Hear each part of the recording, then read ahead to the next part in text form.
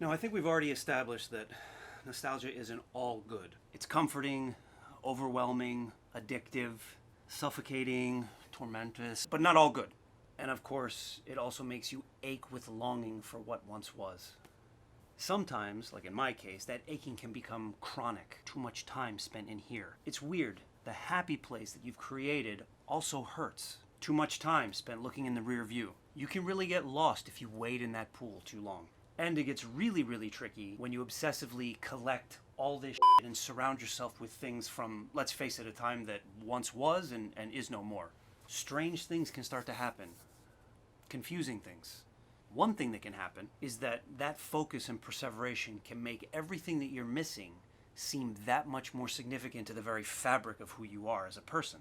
It's a trick of the mind that makes arbitrary, insignificant details and events from the slideshow of your childhood overly important. I didn't say it was rational, or even reasonable for that matter. I just think this is how it works. And to add to this, I'm not just talking about the good memories, or even just irrelevant details from your youth. It's everything that your mind can draw from that time in your past that you've labeled so special, including the not-so-rosy stuff. You know, even the bad stuff from those wonder years has a way of haunting you, sometimes with the same conviction, if not more, than the good stuff. I mean, you don't want to relive the bad stuff, but there can be a kind of compulsion to revisit everything. Revisit and revisit and revisit, trying to make sense of it all. I actually think that's how some people even deal with, what is that?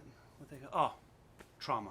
I don't know. Maybe I'm just overthinking things and this is just the nature of memory. Some people tell me that maybe it's just this thing. Maybe I'm just a junkie for nostalgia because of this shit.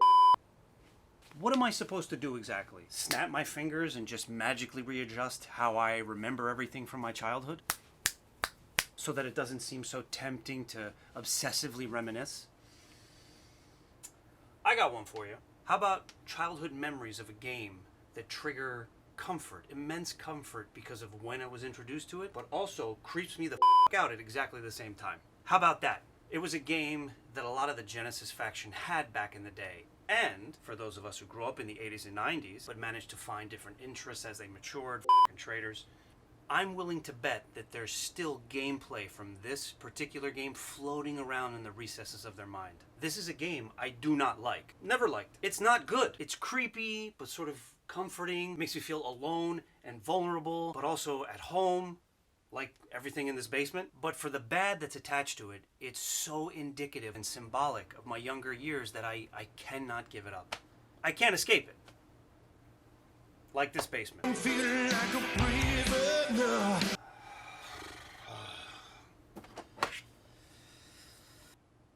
Shadow of the Beast.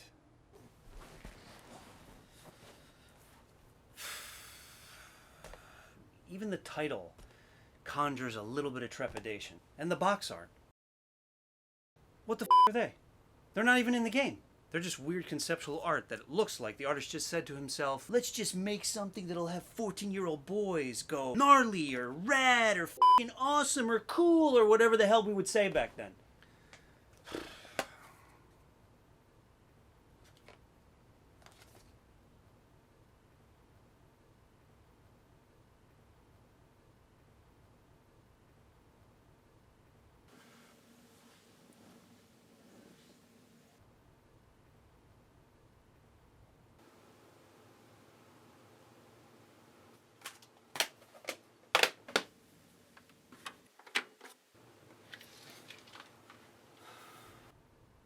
Now I know that this was a game for the Amiga first and foremost, and that it's far superior to all the ports that we got after the fact, but I didn't have a goddamn Amiga. I had an Apple II GS with Test Drive 2, a flight simulator, and an Encyclopedia Encarta. I played my platformers on gaming consoles, so the shitty Genesis port is what's seared into my floppy disk.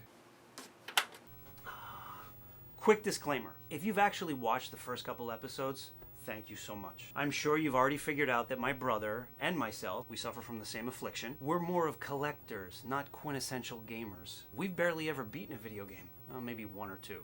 And as such, real thorough reviews about game mechanics, tips, and tactics. You know, there's a whole world of YouTube creators out there that do a far better job than I. Here, we focus on the context, the sentiment, the feeling attached to all of this. Yeah. That's what we do. Another quick side note, I do have Shadow of the Beast 2 for Sega Genesis. It's different in every single way, and I don't mean that to be a compliment. You're not even the creepy purple guy anymore. Look, you're George of the Jungle. I actually also have the 8-bit version of this game for the Sega Master System. It's also a terrible, horrible game. Not to mention I don't exactly know how I feel about 16-bit games being played on 8-bit consoles. There's just something really sad about that, and I got enough problems as it is trying to revisit and reanalyze my feelings about the game at hand. And speaking of which, let's just get back on track. All right. Okay, here we go. Shadow of the Beast, the Genesis version. I can't read that. Can you? It wasn't until literally decades later that I learned that says Psygnosis, a British game design company founded in '84. And then we're treated to... Oh, Jesus. I've been down here too long. What is that? Is that the Beast casting said shadow? An H.R. Geiger or Giger hellhound? Giger or Geiger? Something else I didn't know till the advent of the internet. That's you. That's the main character. That's the hero. F*** me. And that music. Foreboding, soothing. Should I be calmed, fearful? What? What do you want from me? Quick side note. Can we just admit right now that the Genesis sound processor sounds like sharp, painful, chewing on aluminum foil ass? I've actually heard, mostly from Sega fanboys, that it's almost a highlight of the system, that it makes things awesomely distinct as far as music and sound effects. Are you crazy? It sounds like Lloyd Christmas f***ing a dot matrix printer. And on the other hand, even though it is haunting in parts, the soundtrack to Shadow of the Beast is a justly celebrated one, even through the shrill Genesis filters.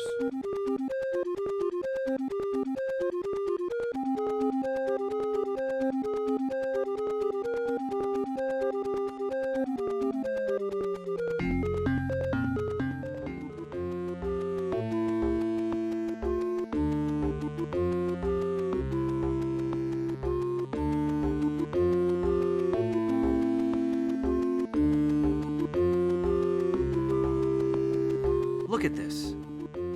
This strange alien world spanning scrolling background layers with the Death Star over there. A landscape you can explore in both directions. Both directions. You can go left. That's already a warning that this game's off. It's an atmosphere that's expansive, barren, and conveys solitude, despite crazy enemies that dart at you with no set motif or theme. What is that? I feel like you're in some surreal experiment, and the scientists conducting it, they're up there, looming, watching from above. The Genesis's over-trebled take on woodwinds dominates the otherwise strangely quiet game. When you strike an enemy, there's no audio feedback, no reinforcer.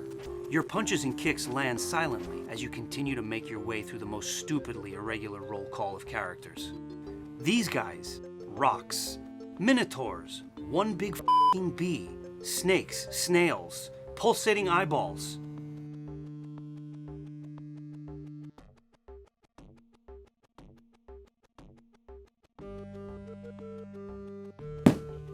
bloody Stegosaurus tails. The f***ing Signosis logo? What? Dragons dropping bombs and shit like this in the background. What the f***? And then there's this. What the f*** is this? This was the point in the game that I used to get to as a kid and decide, okay, even if I get past this thing, I think I'm done. I think I'm done with this. I don't think I need to be traumatized by whatever comes next in the game after this. And it doesn't even make a sound. The music doesn't even change, as if to signal you've met a boss and the danger has just been upped. The game is telling you, this is a normal occurrence in this world. It's a f***ing fever dream. It's all so bizarre, immersive, disorienting, compelling, and uncomfortable.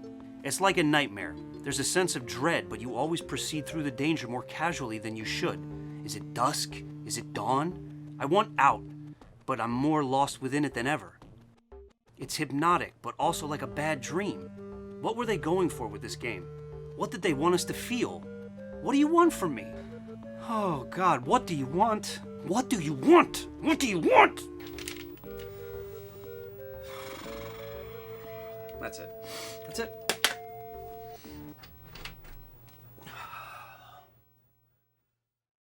Why do you keep doing this to yourself? Because it makes me happy, sort of. So what is your plan here? To forever mourn the past? No. No, it's not just mourning. It's not my fault that my childhood was perfect. No, it wasn't, you idiot. You just think that now that it's over. But if I could just trick myself, you can't. Just a little bit. You can't. With all of this you can't. But you can't fucking do it. You can't. But if I just obsess and immerse myself enough in all of this I can recapture some of that joy. Just a little bit. Hole. How is that working out for you so far? I need some fresh air.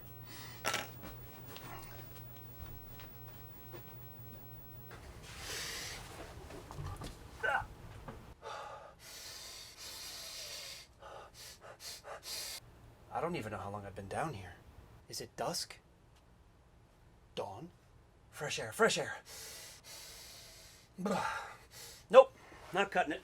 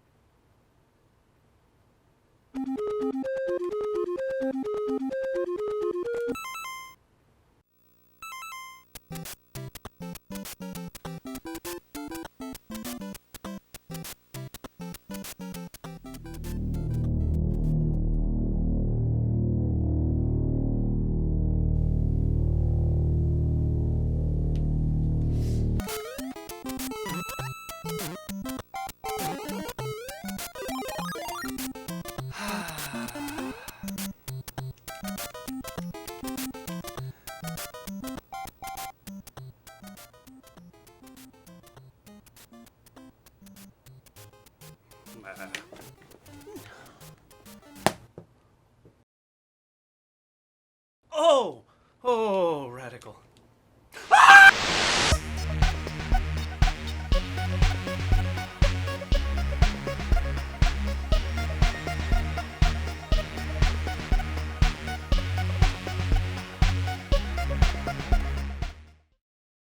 Bap, bap, bap, bap. I'm just checking the audio. Bap, bap, bap, bap, bap, bap. Bap, bap, bap, bap. Blah, blah, blah. Bip, bip, bip. Yep. Bap, hap. Bap, bap, bap, bap. Bap, bap. Bap, bap, bap, bap, bap, bap, bap, bap, bap. You know what I mean?